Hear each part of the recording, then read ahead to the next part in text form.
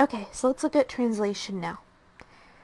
Just like before when we talked about transcription, I'm listing out the major enzymes that we're going to see. So we're going to see, of course, ribosomes. Right? Ribosomes are the protein factories of the cell, so they're the ones that do translation. And if you recall, most of our ribosomes are attached to the surface of the rough endoplasmic reticulum, although there are some also floating around in the cytoplasm. We of course need our mRNA. We need another special type of RNA called tRNA. We'll see that guy in just a few moments. And then to build our protein, we need amino acids. So let's look at the new guy on the block. Let's look at tRNA. Okay?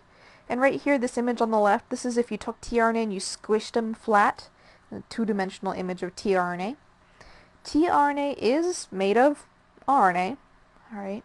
And it's made of RNA that is base pairing with itself a little bit. So here you can see we have some complementary base pairing in some parts of that RNA molecule. In other parts like this, where there's a loop, there's no complementary base pairing. The job of tRNA is to carry amino acids to the ribosome. So the job of tRNA is to carry amino acids to the ribosome. Because the ribosome isn't capable of just grabbing amino acids by itself. We need some way to ensure that we're matching up the right amino acid to the right codon. And that's where tRNA comes in. If you look at the different parts of the tRNA, that's where hopefully it'll start to make sense. Up here at the top, this is called the amino acid attachment site. You can probably guess what happens there. An amino acid attaches. Down here, this is called the anticodon. The anticodon will be complementary to the codon. So if the anticodon is AAG, the anticodon on the tRNA will match up to a codon on the mRNA, UUC. We'll see how that happens in just a moment. And that's just one schematic to represent tRNAs. Here's another way. Here's the anticodon on the bottom. It's so important that it's been pulled out. It's overrepresented in this image. Here's the amino acid. So this tRNA has no amino acid attached. This one does. In this case, tryptophan is attached. And here's another version of a tRNA. Here's the amino acid attached. And down here, here's the anticodon. So that's a tRNA. Its job is to carry amino acids into the ribosome and match itself up to the mRNA. Let's look at these ribosomes, a little more detail. Prokaryotes and eukaryotes, as it turns out, they have very similar ribosomes, and they do the same thing. They both do translation. They're different enough, though, that we can use different drugs to inhibit each.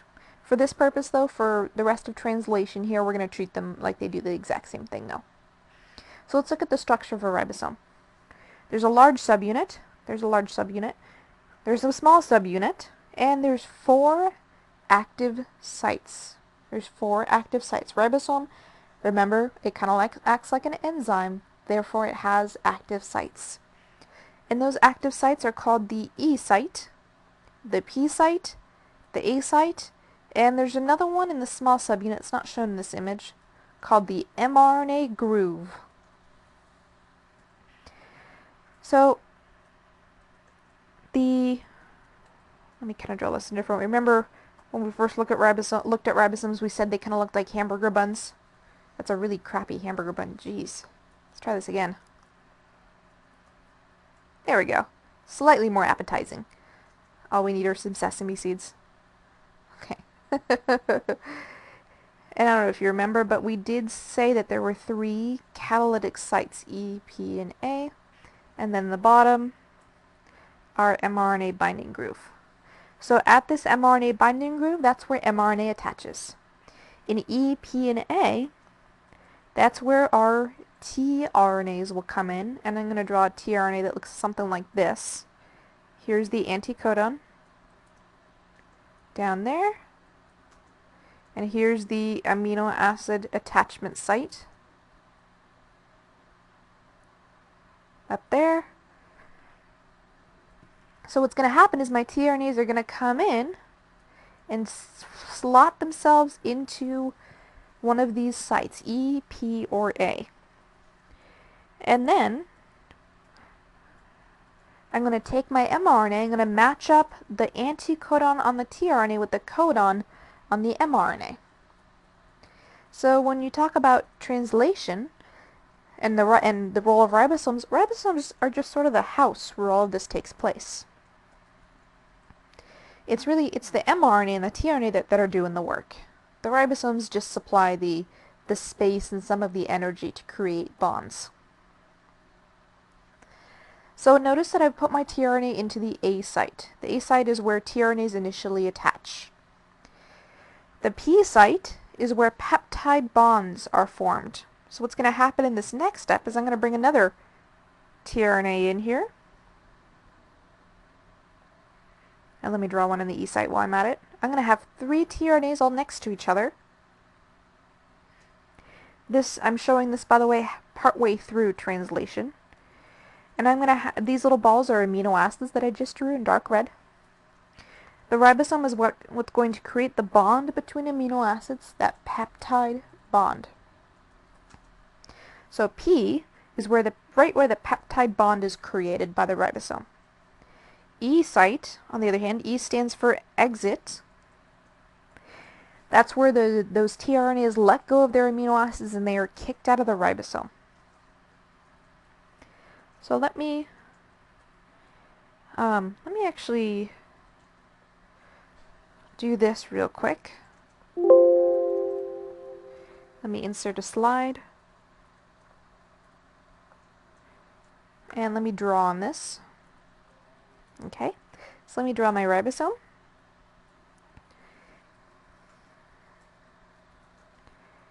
There's my hamburger bun.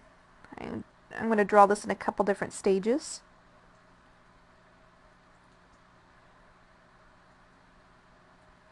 Alright, I'm going to draw my mRNA in the small subunit. And then I'm going to draw my E, P, and A site in the large subunit. And I'm drawing a couple different ribosomes so I can demonstrate what's happening in each as translation occurs. It's a really scary looking hamburger at this point. Alright, just so everything's neat. By the way, EPA does not stand for Environmental Protection Agency here. So the very, very first step in translating is to get my mRNA attached to the mRNA binding groove on the small subunit and to get my large subunit together with the small subunit. So I got my hamburger bun and I got my meat, the mRNA. I'm next going to bring in a tRNA, and that tRNA is going to situate itself right in the A site. Alright? And that tRNA is going to be attached to an amino acid. Now how do we know that we've brought in the right tRNA?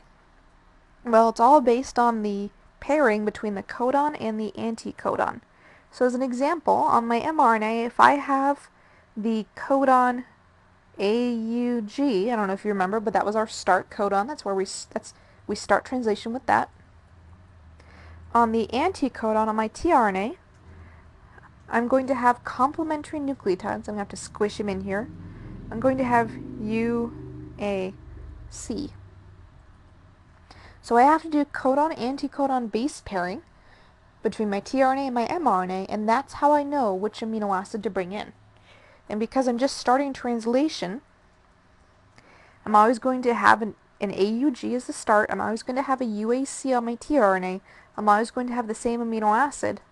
That amino acid is, I don't know if you guys remember, it's methionine, MET. So that's the very, very first step. Get all these players together. My next step, for my ribosome anyways, is to move forward an entire codon. So everybody who is in the A site is now in the P site. Everybody who is in the P site is now in the E site. Okay? So I'm going to draw my methionine tRNA now in the P site, in the second site.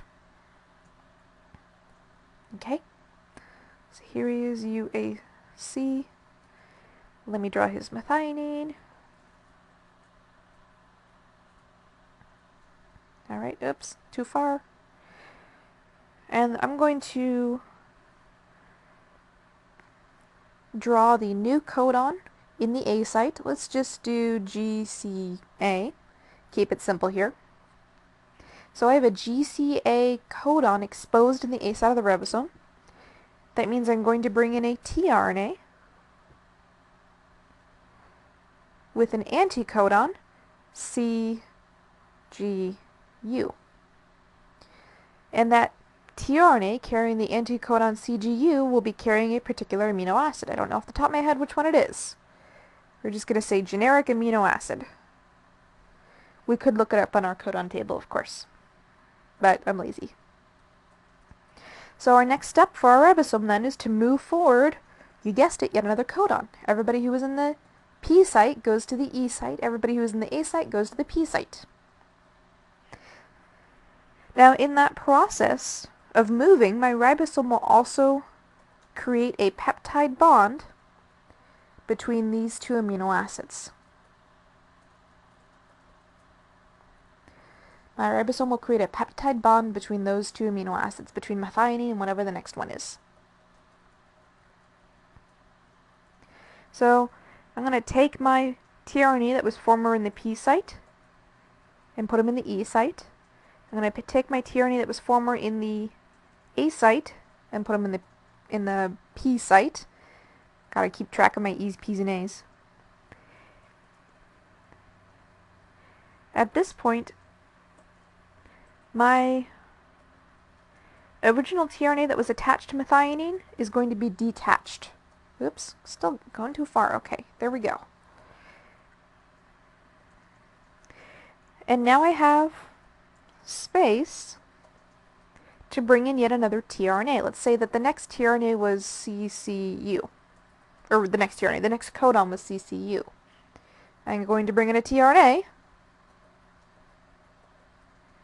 that has GGA. Keep doing this. Keep flickering forward to the next slide. Okay? So it's going to have another amino acid. Now what's going to happen next is my ribosome's going to move forward again. Everybody who was in the A site goes to the P site. Everybody in the P site goes to the E site. This guy that was in the E site, he exits. He's going to go pick up another amino acid and be reused in another translation process. So I end up with, getting lazy on my tRNAs here. Oops. Sorry about that. Clicked the wrong thing.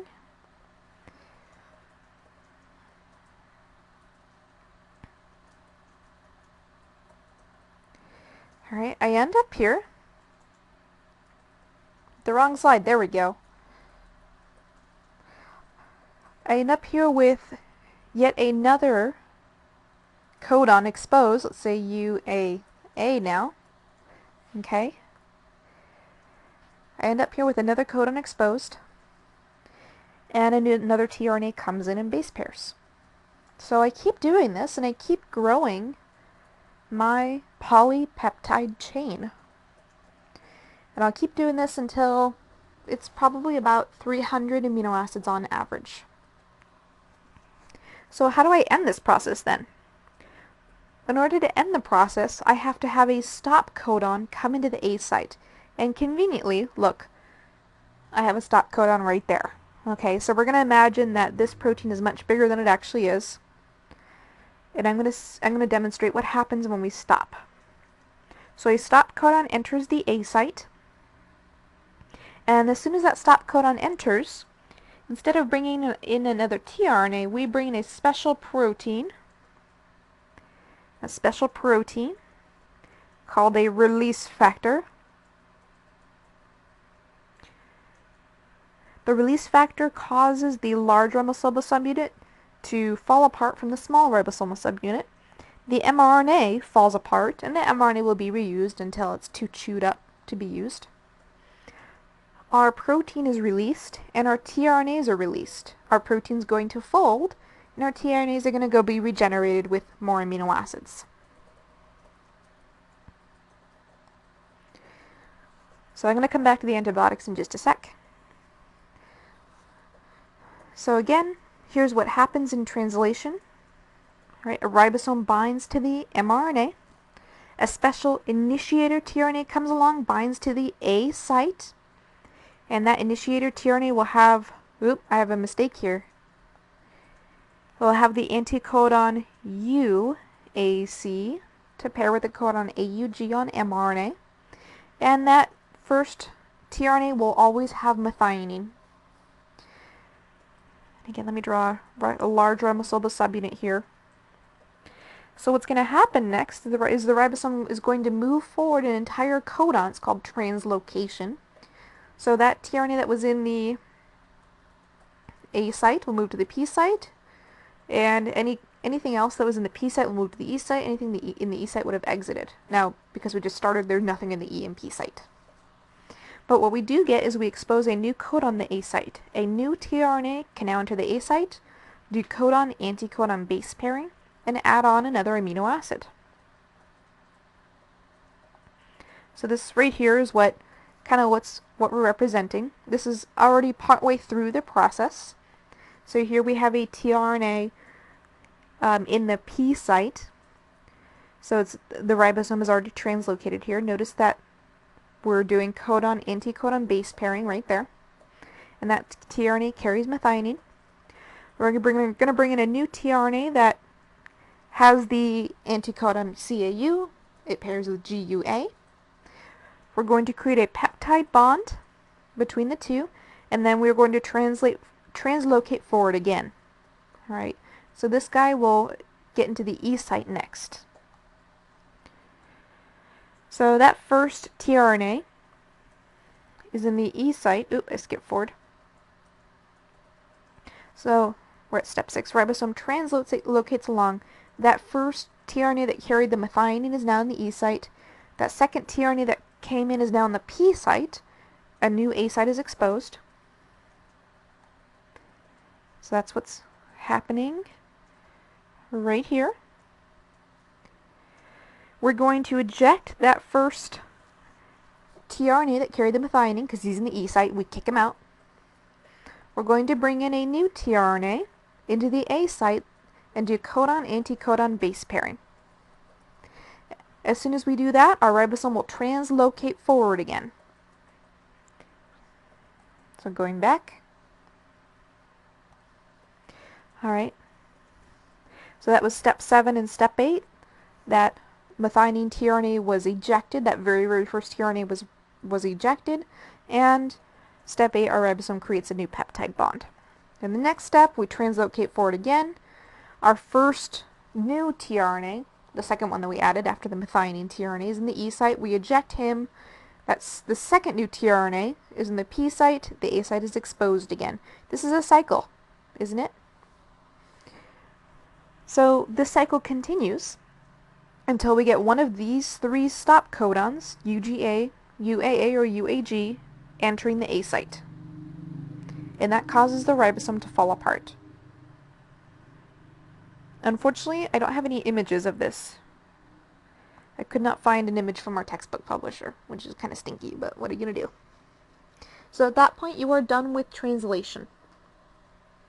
And that protein that's released from the ribosome is either deposited into the cytoplasm by the ribosome, or if the ribosome is attached to the surface of the Raffi-R, guess what? We're going to modify the protein. And we may even traffic the protein. Remember that stuff? We'll reuse our ribosomes, we'll reuse our mRNA for as long as we can.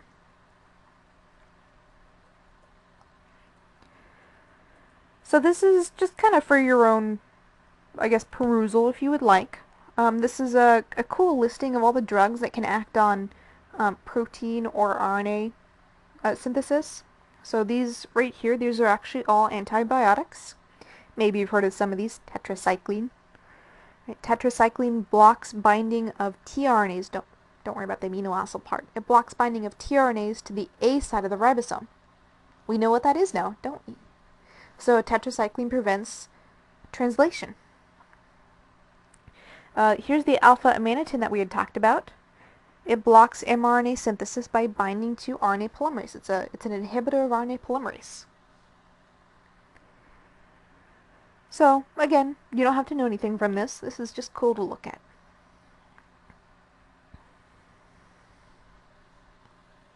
Alright, so let's look at viruses now. And the reason why we're looking at viruses right now is because viruses hijack our ribosomes, they hijack our RNA polymerases in order to build more copies of themselves. Viruses manipulate our gene expression. A little bit of background on them. Viruses aren't technically considered alive. They're not cells, they're not bacteria. They're not capable of reproducing by themselves. They need to infect a cell to reproduce. So they don't meet one of the basic requirements of being alive. And that basic requirement is you can reproduce by yourself. And how viruses propagate themselves is they manipulate the process of gene expression in their host cells. And when we look at the structure of viruses, they often contain a phospholipid bilayer, that's the one in yellow, studded with proteins, that's these little purple knobs, and they have a genome made of either RNA or DNA. So they look like very, very simple cells, but they lack some critical enzymes that allows them to reproduce on their own. That genome inside there can be made either of RNA or DNA, and the genome can either be single-stranded or double-stranded, which is weird, because we've always seen DNA as double-stranded up until now. So viruses kind of break all the rules. This is the HIV virus right here. This is a pretty average-looking virus. So most viruses are much smaller than either bacteria or eukaryotes. And to give you an idea, by the way, viruses are everywhere. Everywhere. There's viruses on the surface of your desk. There's viruses on the surface of the notebook that you're writing on. There's trillions of viruses all over the place. There's a virus for every single living thing. So, they're not all that special, is what I'm trying to say. Let's look at HIV, though. HIV is one of those few exceptions, is one of those special viruses.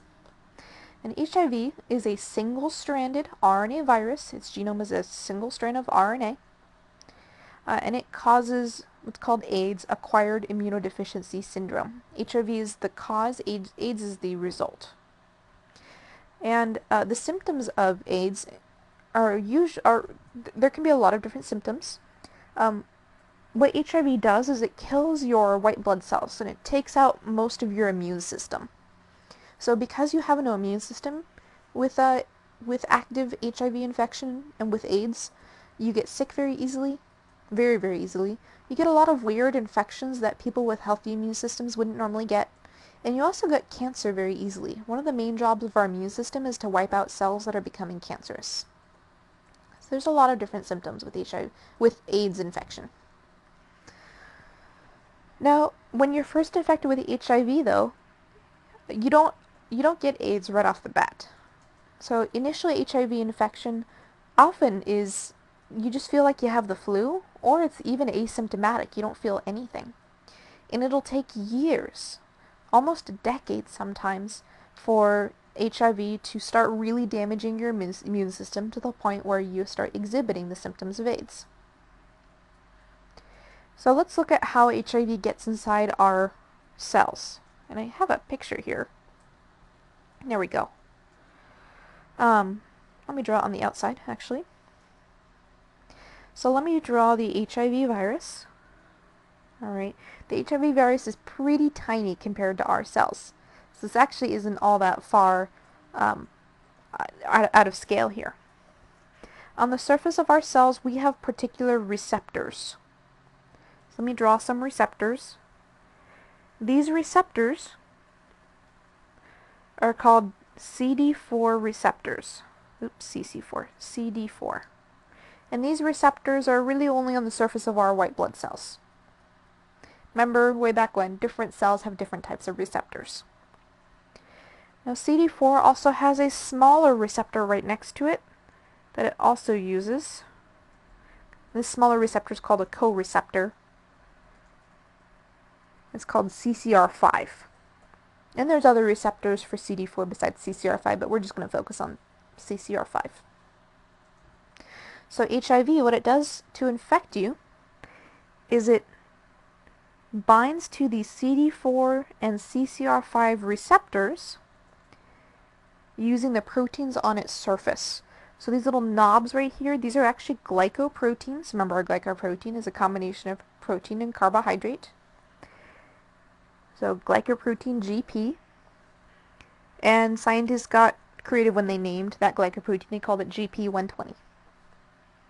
So GP120 will interact with the CD4 receptor.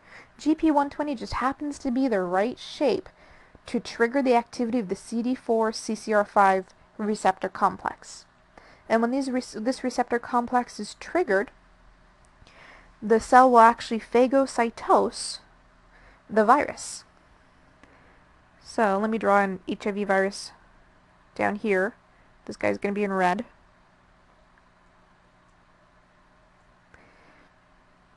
Our white blood cells, when they have their receptors triggered, they will bring the virus inside. So the virus is essentially tricking the cells into phagocytosing it. Once that virus is inside, it'll lose its protein outer coat. So it'll lose these glycoproteins on the outside. It'll lose its phospholipid bilayer. It will just have the RNA-based genome. And that RNA-based genome is going to be floating around inside your cells. And I'll come back to this stuff in just a sec. So here's the viral RNA. Alright. What it has to do in order to really become infectious is it has to convert its RNA into DNA. And if you remember, way back at the beginning of this lecture, we said DNA to RNA, specifically mRNA, that was called transcription. We also said that sometimes some viruses can do reverse transcription. Well, that's what's actually happening here. We are doing reverse transcription in steps 1 and 2.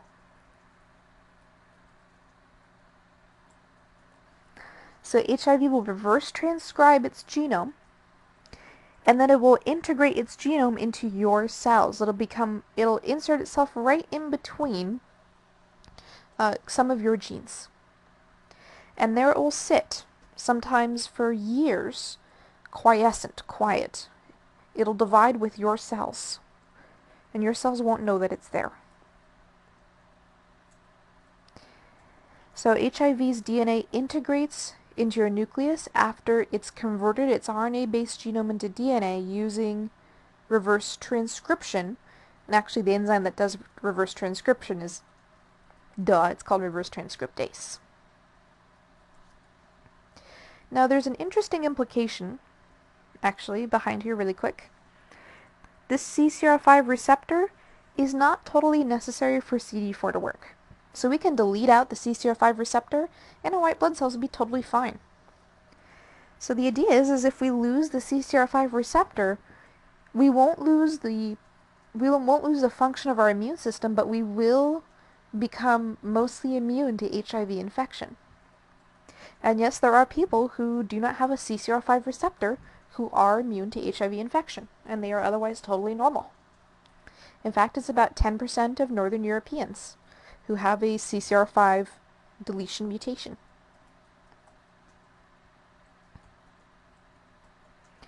Okay, so back to that virus sitting in your genome though. Something triggers that virus, right? We don't quite know what it is, but something triggers that virus to, many years later, transcribe itself and then translate itself using your RNA polymerases and your ribosomes. It starts to build its components. It'll repackage itself, and it'll exit the cell through exocytosis.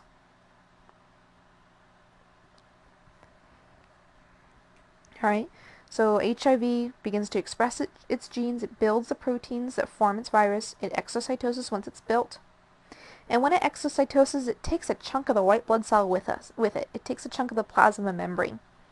And if you get enough HIV exocytosing, right, if you get hundreds of thousands of viruses, eventually you're just going to destroy that plasma membrane entirely and kill the white blood cell. So when you kill the white blood cell, you destroy your immune system. And that's what results in AIDS. Now, a lot of viruses follow this a method that's very, very similar to this. This method is called nuclear integration because the virus integrates itself into the DNA in your nucleus. Varicella zoster or chickenpox is one. Chickenpox virus doesn't infect your white blood cells though, it infects your skin cells. And after it goes from your skin cells, it'll go into some of your nerves, and it'll sit there for years, and it'll reemerge as shingles. And shingles tends to occur along major nerve pathways. That's because that chickenpox virus, well, it sat in those nerves. Herpes simplex is another one. Alright, herpes simplex, well, actually it'll kind of be quiet for a while, and then it'll pop out, it'll transcribe and translate itself for a while, and then it'll go quiet a while, and then it'll pop out again. So you get these recurrent sores as a result of the herpes simplex virus. And then HPV is another one. What's interesting about HPV, though, is HPV, when it integrates itself into your genome, right? Most viruses are somewhat polite. They don't integrate themselves right in the middle of a gene, right? HPV is not so polite. HPV will integrate itself wherever it damn well wants, and a lot of times it'll interrupt a gene that controls the cell cycle. So if you interrupt that gene, well, then that means that you can't control your cell cycle, and that leads to cancer. So HPV can cause cancers, specifically of the cells that it infects, and it infects cervical cells.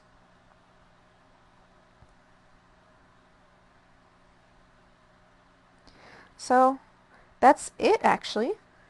If you would like to know more about viral infections and all that, I'd be more than happy to answer your questions. I'm sure you're probably a little overwhelmed right now, so I'll let you think about that for a little bit. Feel free to email me, of course, or talk to me in class. And as always, thank you for tuning in. Thank you for listening.